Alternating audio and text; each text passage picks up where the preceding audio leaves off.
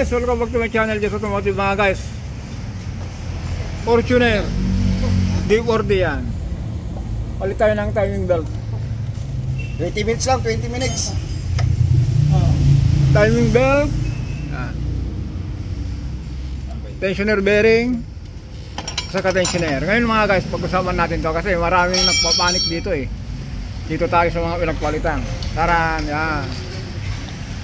Ito kasi mga guys, ang bumili nito yung may-ari. Pero kung pansinin nyo po, meron pang tatak. Yan. Toyota. Pero ang tinakbo nito mga guys, 100,000 na. Gusto lang po ng may-ari ay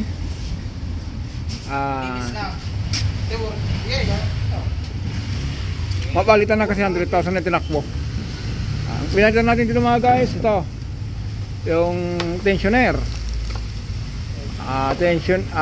bearing, timing belt, ito drive belt, sabihin na rin natin to kasi 100,000 na po yan. Okay, yan. Ang timing dito mga guys, ito lang. Hello. Sa taas ito. Saka yun. Tapos ito naman. Dito po. Yun. Yung may dilaw. May araw din.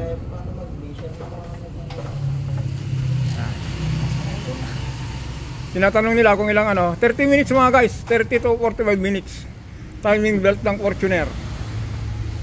Palit ng timing belt, bearing, at saka tensioner.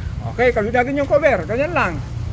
Pero yung 30 minutes to 45 minutes po, yung magpalit lang. Pero yung paglagay na po ng mga iba, lagay na lang natin po isang oras. Ayan mga guys, ang bilis oh, natakip na. Wala kang pinagbilin, nakatakip na.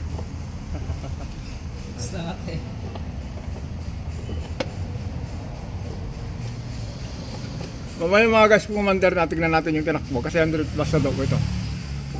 Kasi po mga guys, ang Fortuner po, Fortuner, Hilux, Hi-Ace, don't worry, kung umabot po ka ng 120, pwede pa. Kaya lang sabi yung may-ari, si Sir, yes, 10 taon na itong Fortuner ko, 100,000 na, kahit 150,000 yung maximum, huwag na natin mabutin yan. Balikan na lang natin ng ganito, yan. Ulitin natin. Ito yung pinaka-tensioner nya. Ito po kasi yan. Yan. Yan, dyan.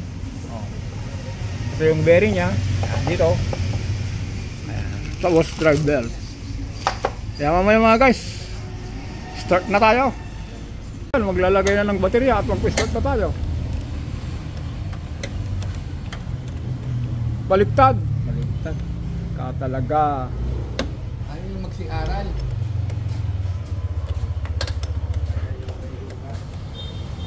Ayaw po. Itong isa, gusto niyo po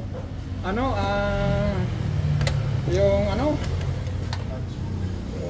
agriculture. Ang gusto naman na magpaaral sa kanya IT, kaya sabi ko kung ganyan lang ay hindi kayo magkaintindihan niya, sayang. Agriculture po. IT ba niya kalaban? Para ako po.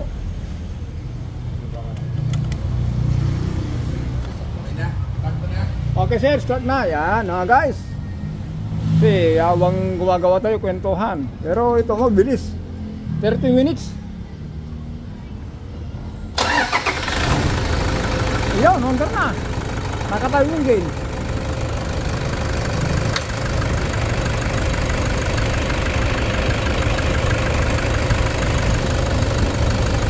Diba?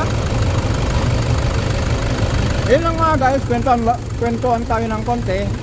Kasi yung may-ari nito,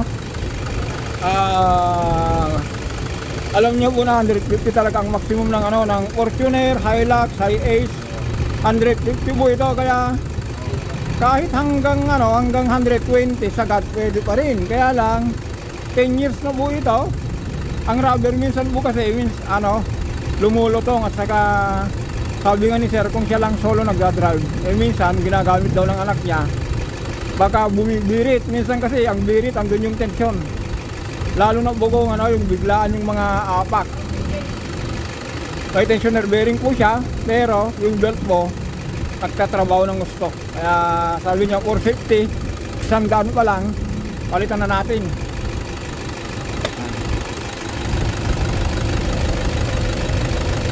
Saan ka pumunta?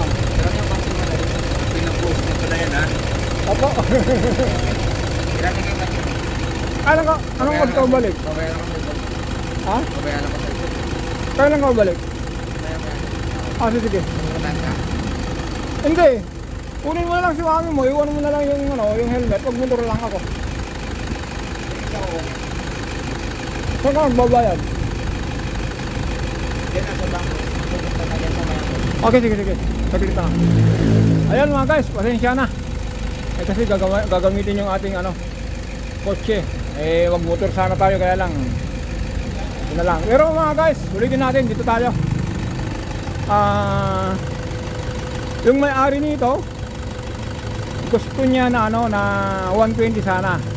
Kaya lang, ulitin natin mga guys, dahil ang nag-drive dito yung anak niya.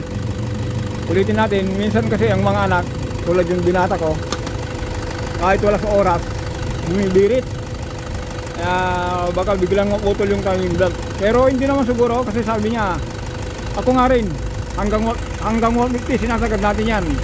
Pasok pa rin yan. Ayan lang mga guys. Yung mga nagtatanong kung pagtutulungan katulad nito, kung nakita nyo ba yung gumalaw na kamay tatlo, mahaba ng isang oras. May isang oras ba sir? Yung maggawa? Wala pa. Wala. Kaya tama yung sabi ni sir. Kasi yung mga ganito po, ang timing po kasi nito hindi katulad yung Montero na kailangan baklasin natin yung timing cover sa baba. Ito po kasi from crankshaft to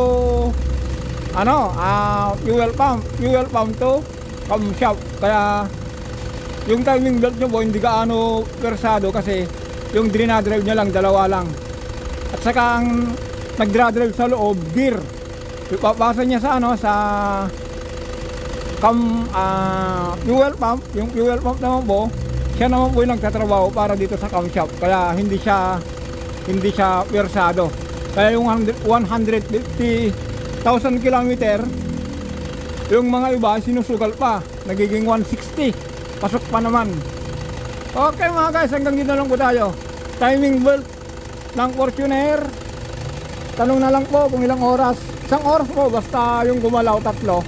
Iba po yung magkalas dyan, yung drive belt, kaya medyo naubot natin ng isang oras. Okay mga guys, hanggang dito na lang tayo. Don't forget to subscribe, like and share. Maraming salamat.